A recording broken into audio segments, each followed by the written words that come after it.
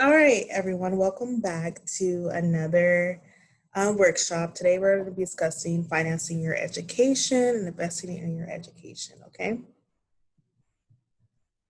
so there are opportunities for education throughout one's life. Through all our lives, there's opportunities for education.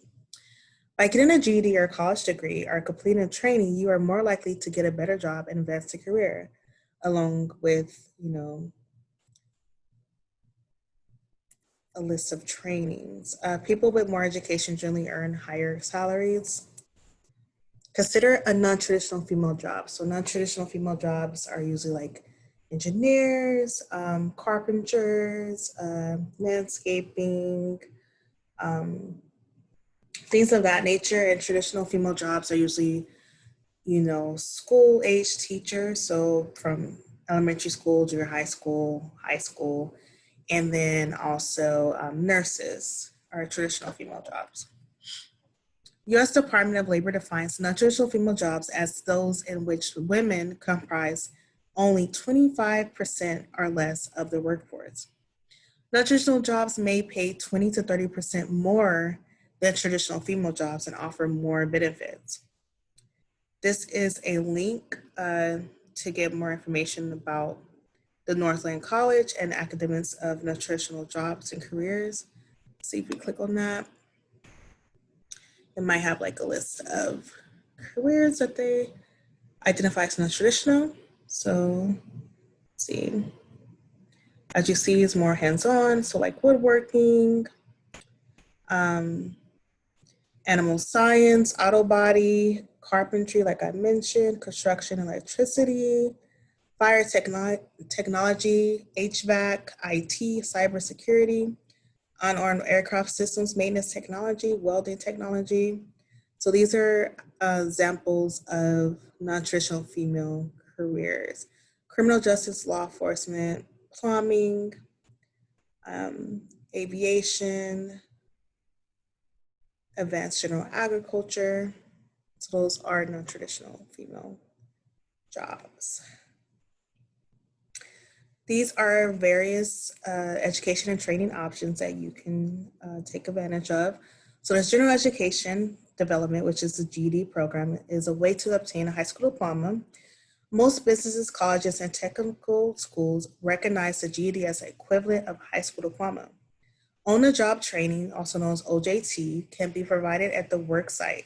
Training ranges from a month to a year or more.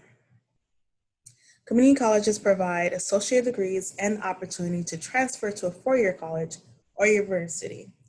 Community colleges are often less expensive and less expensive to a four-year college or university, of course. Trade or vocational schools provide specialized training in specific fields. A trade school may be appropriate if you know what you want to do and prefer a hands-on learning experience. Other educational training options are certificate programs, which provide training to work in a specific profession. Some certificate programs are run by the state, other offered by colleges, universities, and professional schools. Many certificate programs require a college degree in addition to a standardized exam. Some certificates must be renewed regularly and require continuing education courses. Online education is an alternative to trade schools, community colleges, and four-year colleges and university. Typically, online education is populated largely by continuing education, people who may not have been in school in the last 10 years. They want to return to school to get additional training or additional degree, and they are considered like adult learners. You know, you work a full-time job, you're taking care of your family full-time, and they work around your schedule, your income, things of that nature. Most online education programs allow you to work at your convenience, anywhere you can access a computer.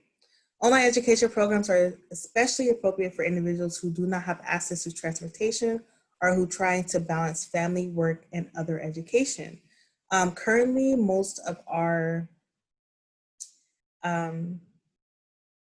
college and just regular students in the country are doing online education due to COVID. So this applies to them heavily.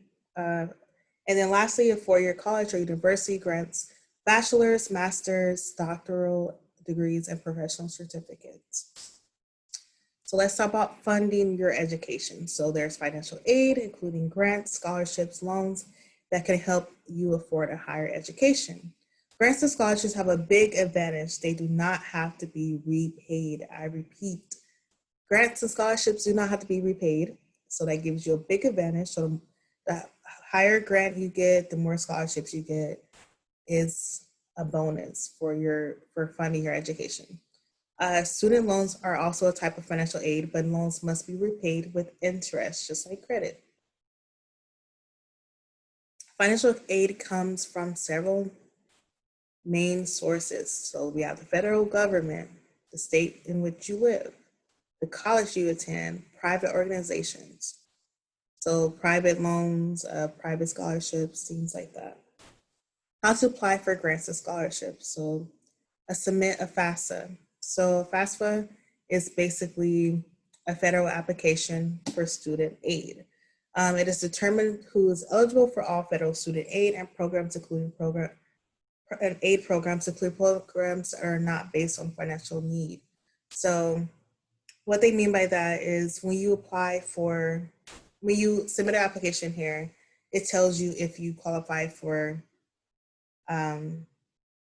programs that are based solely on your financial needs. So if you're low income or if you're in a single parent household or things of that nature, you may be able to qualify for additional programs.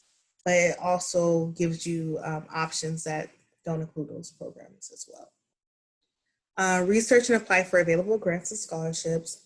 Your FAFSA application will serve as your application for the main federal grant program, the Pell Grant. Colleges and universities often offer students grants and scholarships using their own funds.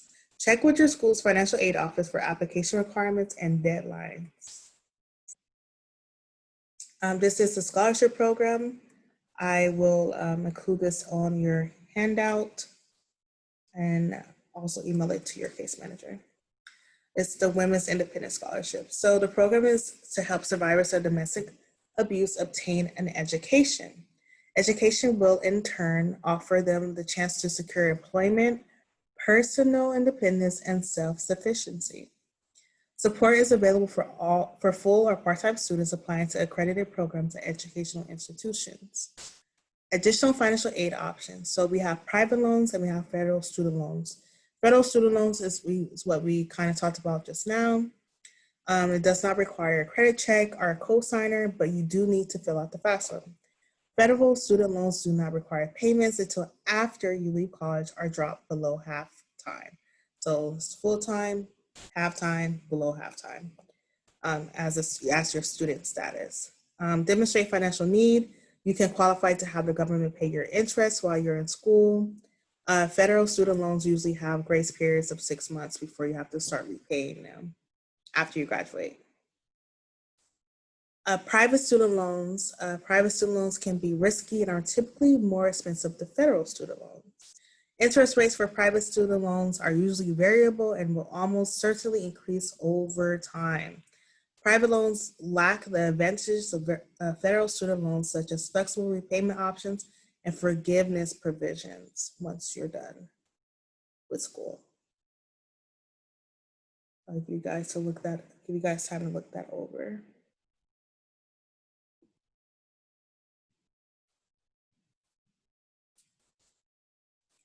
All right. Types of federal student loans. We have the direct subsidized loans. They are given to eligible undergrad students who demonstrate financial need. They help cover the cost of higher education at a college or career school. So if you demonstrate any type of financial need and you're an undergrad student, which means you're getting your bachelor's or associates, you can apply for this loan. Unsubsidized loans are made to eligible undergrad, graduate, and professional students. For these, the student does not have to demonstrate financial need to be eligible for the loan. Direct Plus loans are made to graduate and professional students and parents of dependent undergrad students. They help pay for education expenses not covered by other financial aid. So with unsubsidized loans, basically it's for anyone in college, and you do not have to demonstrate any type of financial need. And then direct plus loans, it's for anyone who's going to graduate school or pursuing some type of professional degree. And it also can, a parent can apply for their child who is an undergrad student. Direct consolidation loans allow you to combine all of your eligible federal student loans into a single loan with a single loan servicer. So sometimes when you apply for loans, like we mentioned, there's private loans, there's federal loans, and then these different types of loans, and like the Pell Grant, you are expected to owe different lenders. And by consolidating them, it'll send all your loans to one lender and under one APR interest percentage, and then you only pay one person instead of paying four different lenders, four different interest APR percentages, and could cause you to take longer to pay off your debt. Federal Stafford loans are awarded on the basis of financial need and are regulated by the federal government. And then there's Federal Perkins Loans. It's a school-based loan program for undergraduate and graduate students with exceptional financial need. Under this program, the school is the lender. So this is used a lot for private schools and specialty schools. So if you go to an art school, they typically use this type of loan. Understanding repayment options. So this is a list of resources I provided for you guys. I will also send those to your case manager so they can send you the link. So if you do currently have student loans or you're thinking about getting student loans, I provided an estimation and a payoff calculators here, and then YouTube videos that you can use to calculate a good way to pay off your loans if you want to pay them off early, if you want to try to check out different forgiveness plans. So this is to help you evaluate how much you can afford to borrow and learn what it takes to repay it. The longer it takes to repay loans, the more they cost over time. If you need low monthly payments, the income-driven repayment plan for federal student loans can help. And monthly payments are established as a percentage of income, so when you don't earn a lot, your payments are low. And those are resources listed on the side. Pros and cons of the 529 plan. So the 529 plan is something you can create for your dependent, so one of your children, and you put money into it. So when they're of age to attend college, they'll have some type of savings that they can apply towards their college and educational expenses. But the only thing is that they only can use it for school. So if they wanted to start a business, they wouldn't be able to use this money. They'll have to use this money only for school expenses. So this is just a different way of looking at it, like 5 reasons to start the 529, pros and cons on the 529. So I'll let you guys evaluate that. I'm gonna leave it up on the screen for a little bit. Let me move this out the way. Take notes if you need to and go into it. So 5 reasons to start is the plan. Plans are good nationwide. Anyone can open a 529 plan account. Plans are flexible. There are tax benefits to opening up a 529 plan, and you stay in control of this account. And then this side is just ways of pros and cons. So the con is you must use the money for college. It has high fees and investment risk most of the time, and it has a limited investment options.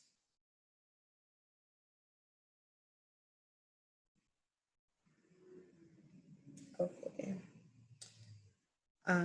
States offer 2 different types of qualified tuition programs.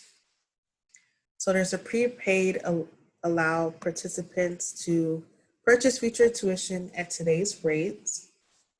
There's college savings plans, which invest your savings and the account's earnings are based on the performance of the investment.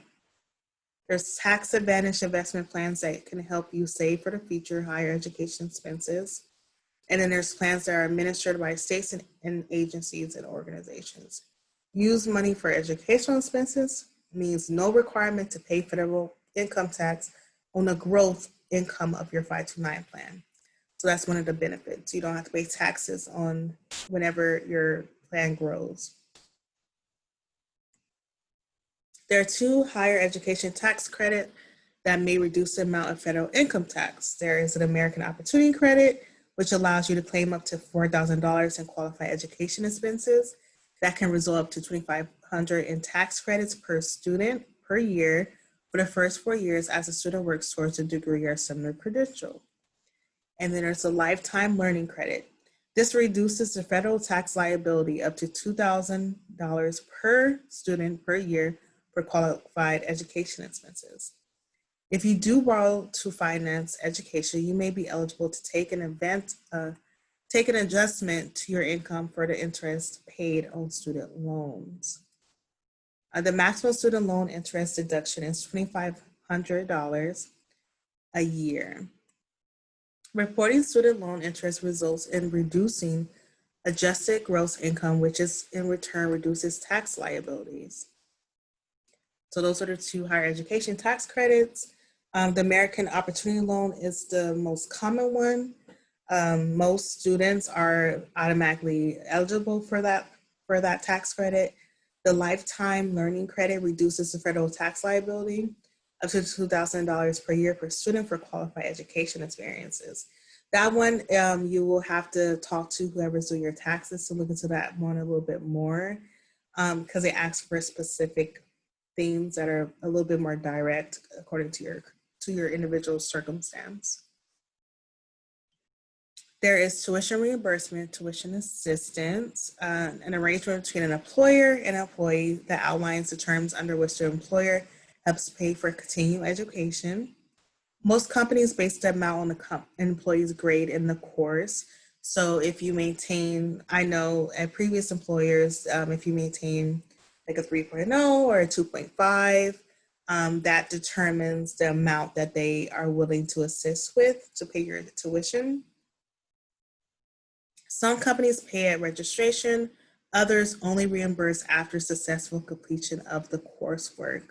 So that can be after a semester or after graduation. Unfortunately, it may take that long. Never forget the importance of safety. Consider using a PO box for the university or college enrollment applications. This will keep your home address private in case the school publishes a student directory or posts addresses on their website.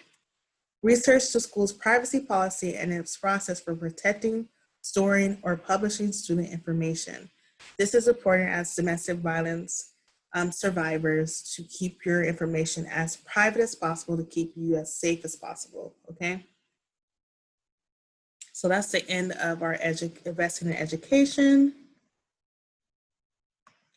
And hopefully I didn't go too fast. Like I said, handouts will be provided and hopefully you guys find them helpful. I'll talk to you guys later.